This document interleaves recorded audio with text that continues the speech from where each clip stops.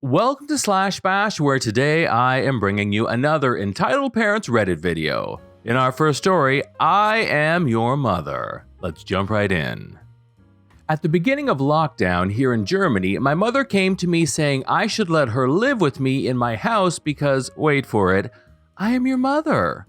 Well, I let her move into the granny apartment. It has a separate entrance and has one bedroom, one bathroom, a kitchen dining room, and a living room.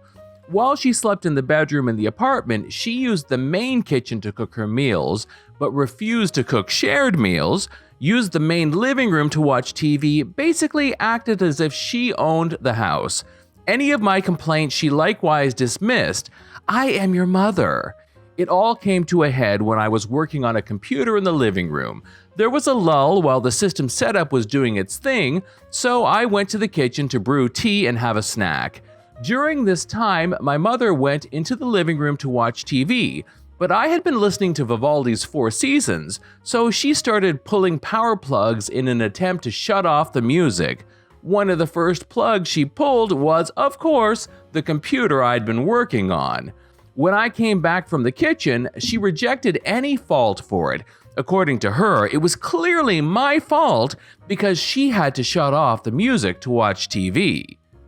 So, why would she feel free to shut off my music in my house? Not to mention that I had to start over the system setup. Well, because I am your mother. I countered, and my mother is a guest in my house, so until you behave like a guest, you better go to your apartment. She didn't like being treated like that one bit. Well, she went to her apartment, then left. I went to a hardware store and bought new locks. Until then, the keys for the main door also worked for the apartment door and vice versa. The inside door connecting the apartment and the main house didn't have a lock at all. So yes, I locked her out of the main part of the house. And then the phone calls started. First, my brother, to whom I suggested he take her in. The house he lives in alone is even larger than mine. Then my older sister, who has 2 spare rooms in her and her husband's condo, since her children moved out long ago, and who didn't like the suggestion she should take our mother in either. My sister's daughter was somewhat surprised when I explained to her that the house belonged to me and not to her grandmother. Her brother only called to get my confirmation about that. My brother's son was actually on my side, but warned me about my mother planning something. So a few days later, while running errands, I get a call from the hardware store from which I bought the new locks. They told me that the police had called them to send someone to open the house. What had my mother done? She called the police for help because her son had locked her out of her house. When the officers at my house confronted me with that, I simply told them to try her key at the door on the side. Obviously, they hadn't done that before. Then they wanted proof that it was actually I who owned the house. Oddly enough, the copies of the deed I had at home were nowhere to be found. So I called my attorney and he sent one of his partners with new copies. He also brought eviction papers telling me to consider it. I simply asked for a pen. A couple days later, my mother moved in with my brother. Brother, older sister, and her husband helped her with her stuff. My brother made a last effort to make me change my mind. My sister merely treated me with contempt. My brother-in-law told me quietly he vetoed our mother moving in with them before my sister even made the suggestion. But this still isn't the end of it. The police officers are pressing charges for falsely reporting a crime, me locking her out. Everyone and his little brother has called me to take back the charges. I hadn't pressed them in the first place. It's out of my hand. To tell the police that it's all just a misunderstanding, or at least put in a good word for her. Why should I do this? Of course, because she is your mother. Here's an edit. Thank you, everyone. When my friend suggested I should post on Reddit, I expected it to get as much attention as my late YouTube channel. The response and support is literally overwhelming.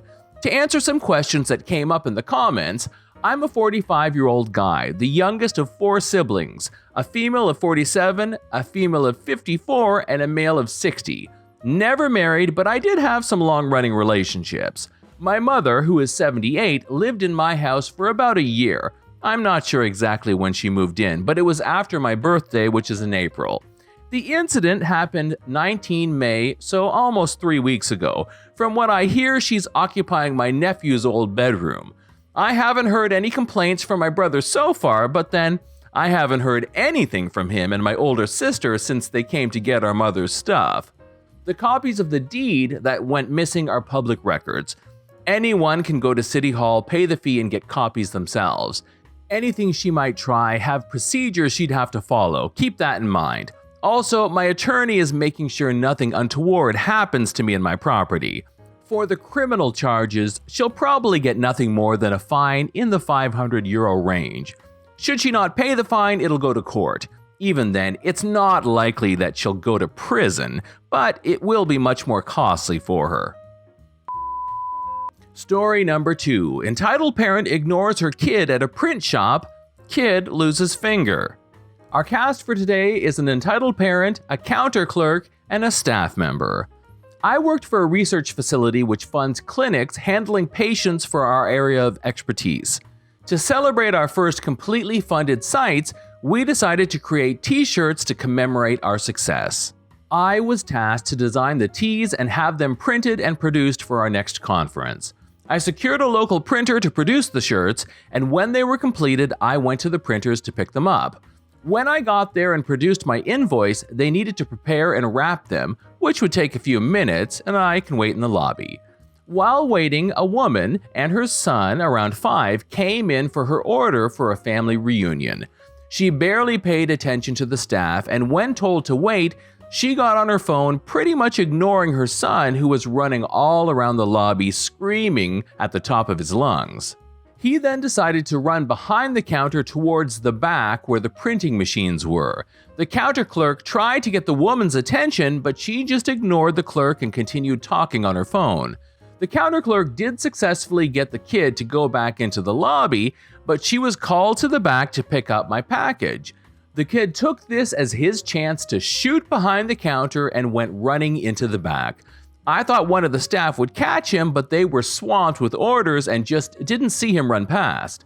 By the time someone spotted him, it was too late. There was a loud, high-pitched scream and crying, and then there was a loud commotion, and it appeared everyone was screaming, except the entitled parent, who was still on her phone, oblivious to the chaos coming from the back. That's when another staff member came out carrying the crying kid and holding a bloody towel around his hand and screaming to the receptionist to call 911. Only then did the entitled parent turn around to see her son, and then she screamed at the staff member, "What did you do to my son?" The staff member stated that somehow the kid got to the back, ran up to one of the working machines, and stuck his hand in between the hot blades, and it sliced off one of his fingers. The entitled parent started screaming at the staff member and the counter clerk, berating them and threatening to sue them while still ignoring her son, who was still in the staff member's arms, who was trying to stop the bleeding. That's when I, a nurse, came up and assessed the situation and got something to slow down the bleeding and try to save the mostly severed finger. As the ambulance pulled up, the entitled parent was actually still on the phone telling whomever she talked to what had happened to her son, and she still hadn't checked or even touched her son. The staff member transferred the boy to the EMTs, and they put him in the ambulance and took him to the hospital. The butthole of an entitled parent actually waited and demanded her package before she even attempted to follow the ambulance to the hospital. A month later, when I went back to the printers for another order of teas, I had to ask if they ever heard what happened to the little boy. Unfortunately, he did lose his finger, and the entitled mother was charged with neglect due to the testimony by the staff of the shop. I didn't find out much more than that, but I do hope that the entitled parent did not retain custody of that poor kid. I just wanted to thank everyone who gave me awards and for all the upgrades. I would like to add that this happened in the late 1980s. I told my daughter that I posted this, and she reminded me that she was with me at the printers when it happened. She was mortified at the entitled parent's behavior. I am now 73 years old, and it still is just so visual in my mind. As for why they didn't use my testimony, it was that they had video evidence that the staff was not even aware that there was a kid in the shop, let alone that he was running around. The counter clerk did not tell the back as he didn't think the entitled parent would let her kid go past the counter from the lobby. It showed that she was not paying attention to her son and he got back there and it happened so fast that no one had time to react. This is John from /bash. Thanks for watching. If you've enjoyed the video and want to be the first to know when the next one drops, subscribe and click on the notifications bell so that YouTube will actually show you my videos. We would love for you to drop a like, share it with your friends, and we will see you in the next one.